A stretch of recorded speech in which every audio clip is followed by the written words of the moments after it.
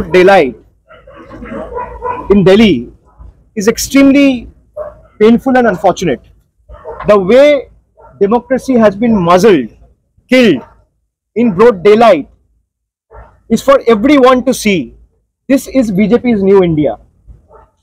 10 members from the Trinamool delegation, including 5 members of parliament, went to submit a memorandum and a representation on how the central agencies are being used and are being paying puppetry to their masters in Delhi and working on BJP's behest at a time when the elections are taking place and at a time when the MCC is in place, at a time when the MCC is in effect. And those members of parliaments were dragged, pushed, shoved, mercilessly manhandled and dragged and pulled by their hair and taken into custody. What was their demand? Their demand was one, that the election commission should give their nod to the state government, where the state government had made repeated requests and written to the election commission saying, we want to commence with the construction of the houses of the persons affected by the storm in Jalpaiguri 1 week back. Despite repeated requests from the state's end, the election commission has not given its approval or nod. The second demand was, we have furnished enough proof and evidence yesterday from our press conference that the SPNIA, the Superintendent of Police of the National Investigative Agency, which claims itself as one of the most premier, investigative agencies of the country, the SPNIA, whose name is Dhanraj Singh, held a clandestine meeting with one of the BJP functionaries whose name is Jitendra Tiwari on 26th of March, 10 days after the elections were announced. Is it not a violation of the Model Code of Conduct? The Election Commission cannot continuously turn blind eye and watch as a mute spectator, or conspicuously maintain silence over the serious allegations that we have been raising. When BJP raises any allegation or make any request without verifying, without any substantive proof, without any evidence, you change the DG of West Bengal Police, and that too twice in 48 hours. You change the SPs of 5 different districts, the DMs, because BJP leaders have requested. There's no proof in hand. But when we are furnishing proof, we are furnishing the visitors book, the log, the register of SPNIA's residence on the 26th of March. We have furnished the lease agreement of SPNIA's current residence in New Town. Despite those proof, and we have CCTV footages as well, where the BJP functionary, here namely Jitendra Tiwari, is walking with a parcel in hand and doing a clandestine meeting secretly, discreetly, covertly, without letting anyone know, and entering the premise of the residence of SPNIA at 6:30 PM in the evening and walking out without the parcel, empty-handed, at 7:22 PM in the evening. That means the CCTV footage itself is a testament to the fact that the meeting lasted for 52 minutes at a time when elections are in place, when the MCC is in effect. What is failing the Election Commission from taking action against the NIA SP and NIA director? ED is going to different places, conducting raids, sending notices. CBI has sent 150 notices in the last 10 days, over 3-year, 2-year, 4-year-old cases. What stopped them from taking action before the MCC was announced? Because as per the law, you will get bail in 90 days. At the max, they can keep you in custody, including their own custody and JC for 90 days. You will be bailed out after 90 days. So here, the timing is extremely important. They have started to issue notices after the elections are announced. They are conducting raids after the elections are announced. They are holding meetings without any fear or fervor at a time when the MCC is in effect. It's extremely shameful, and it's a black, dark day for India's democracy.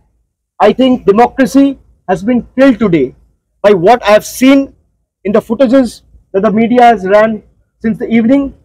It's extremely unfortunate that women member of parliaments were dragged and pulled by their hair just because they have raised valid questions and they have questioned the one who is playing continuous puppetry to their masters in Delhi.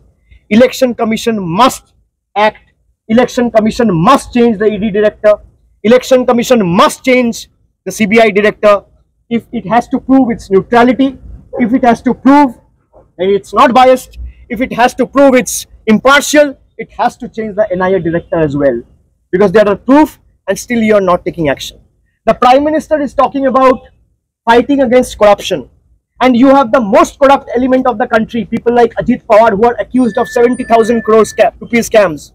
They are a part of the NDA government, the present NDA formation in Maharashtra.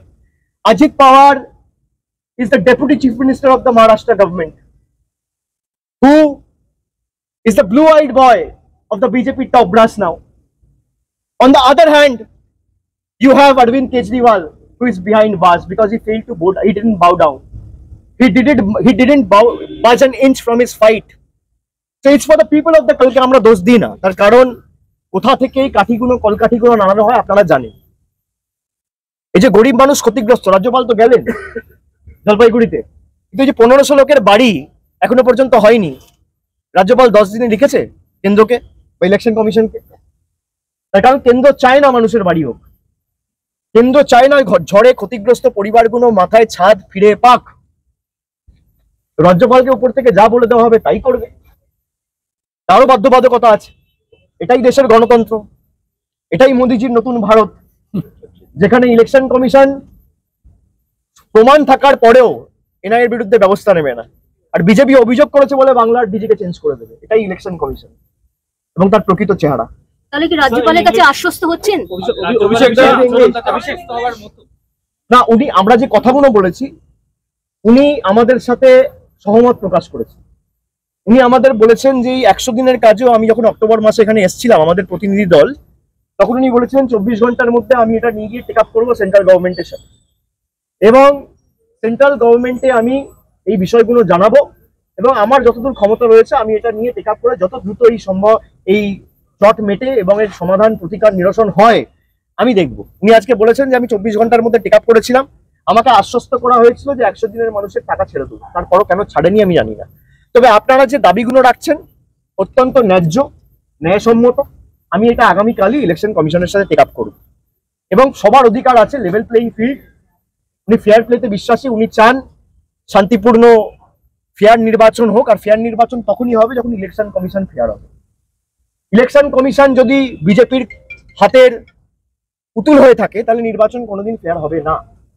আপনারা দেখেছেন চণ্ডীগড়ে municipal ইলেকশনে, Chandigarh mayor ইলেকশনে কিভাবে ballot paper কেটে দিয়ে পরবর্তীকালে supreme কোর্টের অর্ডারে তাকে বরখাস্ত করা হয়েছিল, তাকে কোর্টে ডেকে পাঠিয়ে হচ্ছড়া করা হয়েছিল। সেই ইলেকশন কমিশনার যে বসেছিল অনিল মাসে, কার অঙ্গুলি হেলনে কাজ করছিল, যে ব্যালট পেপারে ভোট ক্যান্সেল করে দিচ্ছে, গণতন্ত্রের লজ্জা। তারই নিদর্শন আমরা জাতীয় স্তরে এখন ইলেকশন কমিশনের মাধ্যমে দেখতে পাচ্ছি। যেটা চণ্ডীগড়ে হয়েছিল সেটাই আগামী দিন ভারতবর্ষে হবে। যেভাবে এরা জোর জবরদস্তি, যেখানে এজেন্সি লাগিয়ে পাচ্ছে না, পরবর্তীকালে ব্যালট কেটে দিচ্ছে, যাতে নির্বাচনে মানুষের ভোটাধিকার প্রয়োগের প্রতিফলন না থাকে। আরে আমি কাকে ভোট দেবো কি না দেবো আমার ব্যক্তিগত স্বাধীনতা। আমি ভোট না দিলে আমার বাড়ির টাকা বন্ধ, আমার জলের টাকা বন্ধ, আমার রাস্তার টাকা বন্ধ, আমার 100 দিনের টাকা বন্ধ। এই যে প্রতিহিংসামূলক রাজনীতি এবং এর নতুন অধ্যায় বিজেপি শুরু করেছে 2021-এ বাংলায় হারার পর, এর জবাব আগামী দিন বাংলার মানুষ দেবে এবং 2021-এ যে ফল হয়েছিল এদের, তার থেকেও খারাপ পরিণতি 4 তারিখ যখন ফল ঘোষণা হবে দেখতে পাবে। আপনি কি মনে করেন দেশ ডিক্টেটরশিপের দিকে? নির্বাচন ঘোষণা হয়েছে, এমসিসি চলছে, আদর্শ আচরণবিধি লাগু হয়েছে, নির্বাচন 7 দফায় হবে, সেটা নির্বাচন কমিশন করবে। কিন্তু আমার প্রশ্ন হচ্ছে যে এমসিসি লাগু হওয়ার পর বিজেপির নেতা কিভাবে এনআইএ এর এসপির সাথে বৈঠক করে? নির্বাচন ঘোষণা হওয়ার পর, এমসিসি লাগু হওয়ার পর, সেই মিটিং এর পর কি করে নোটিশ যায়? নোটিশ কেন 15 তারিখ যায়নি? নোটিশ কেন 14 তারিখ যায়নি? নোটিশ কেন বৈঠকের পর গেছে? তার মানে কনস্পিরেসিটা বিজেপি ধনরাম সিং এর বাড়িতে তৈরি হয়েছিল। আর এই ধনরাম সিং, শুনে রাখুন, প্রাইম মিনিস্টারের সিকিউরিটিতে ছিল। তথ্য বার করে দেখবে, স্পেশালি অর্ডার করে পাঠানো হয়েছে, মেডেল দেওয়া হয়েছে। তার কারণ বিজেপি যা বলেছে করেছে, দেশের গণতন্ত্র ধ্বংস করেছে প্রতিনিয়ত, প্রতি পদক্ষেপে, তাই মেডেল দিয়েছে। এবার বাংলায় পাঠিয়েছে যে বাংলায় গণতন্ত্র শেষ করো, মানুষের উপর অত্যাচার করো, ভোর 4টের সময় বাড়িতে মহিলারা শুয়ে আছে তাদেরকে ধরে টানা হিচড়া করো। আপনারা বলুন না, যারা গ্রাম বাংলায় থাকে, যখন রাত্রে একটা গ্রামের লোক শুতে যায়, কি পরিস্থিতিতে শুতে যায়? এক কাপড়ে থাকে না, দু কাপড়ে থাকে, আর এই গরমের মধ্যে সেখানে মহিলাদের বাড়িতে ঢুকে যাচ্ছে। এইটুকু সম্মান রাখবে না? ভোর 4টের সময় আপনি যান না, সকাল 7টায় যান, গ্রামের লোক সকাল 6টায় ঘুম থেকে উঠে যায়। আপনি সকাল 6:30টায় যান না, আপনি গেছেন 4টের সময়, ভোর 4টে, আর পিছন পিছন সংবাদ মাধ্যম নিয়ে গেছে। আপনি যদি চান তদন্ত প্রক্রিয়া সঠিক পথে এগোবে, আপনি সংবাদ মাধ্যম নিয়ে যাবেন কেন? আপনি সংবাদ মাধ্যম জানতে পারবে, পরে যাবে। 6টায় ঘটনা ঘটলো, আপনারা অফিসাররা রেকর্ড করলো, নিয়ে পাঠালো, আলাদা কথা। আরে ক্যামেরা দেখা যাচ্ছে তো, বুম দেখা যাচ্ছে তো সকাল 6টায়। যারা যাচ্ছে তারা পৌঁছাচ্ছে কি করে? এটা এখান থেকে হাজরা মোড় নয় যে 5 মিনিটে চলে গেলাম, এখান থেকে পার্ক স্ট্রিট না। কলকাতা থেকে ভূপতিনগরের দূরত্ব কত? কলকাতা থেকে সন্দেশখালীর দূরত্ব কত? এই প্রশ্নটা আজকে সাধারণ মানুষের মনে জাগছে। সুতরাং আমরা এটা নিয়ে আগামীকাল আবার রাজ্যপালের সাথে দেখা করব এবং পরবর্তী পদক্ষেপ আমরা সেভাবে ঘোষণা করব। ঠিক আছে? আর এখানে তো কেন্দ্র থেকে টাকা চাওয়া হচ্ছে না, তারা বাড়ির টাকা বন্ধ করে রেখেছে। আমাদের রাজ্যের তরফ থেকে বলা হয়েছে আপনারা বাড়ির টাকা দেবেন না, আমরা বাড়ি তৈরি করব। কিন্তু বিশেষ করে যারা ঘূর্ণিঝড়ে ক্ষতিগ্রস্ত তাদের বাড়িটা তাড়াতাড়ি করতে দিন, তার কারণ তারা থাকার জায়গা নেই তাদের। তারা যে 4টে তিরপল পাতিয়ে থাকবে সেটাও নেই। বিভিন্ন জায়গায় রিলিফ ক্যাম্পে রয়েছে, কেউ প্রতিবেশীর বাড়িতে রয়েছে, কেউ আত্মীয় স্বজনের বাড়িতে রয়েছে, ছোট ছোট বাচ্চা, তারা যাবে কোথায়? বিজেপির নেতারা তো কোনোদিন মানুষের পাশে দাঁড়ায়নি। প্রধানমন্ত্রী কালকে জলপাইগুড়িতে গেছে, একটা পরিবারের সাথে দেখা করেছে। আপনি দেখুন না, শেষ কবে জলপাইগুড়িতে এসেছিল? নির্বাচনের আগে, 2021-এর আগে। আবার এসছে 3 বছর পরে, আবার আসবে 26-এ। এদের লক্ষ্য হচ্ছে নির্বাচনী প্রতারণা, মানুষকে ভুল বোঝানো এবং একের পর এক জুমলা ঘোষণা করা। এরা কোনোদিন প্রকৃত মানুষের উন্নয়ন চায়নি, সেই কারণে এরা গায়ের জন্য আটকে রেখেছে। আর যদি না রাখে, নির্বাচন কমিশন অ্যাপ্রুভাল দেবে।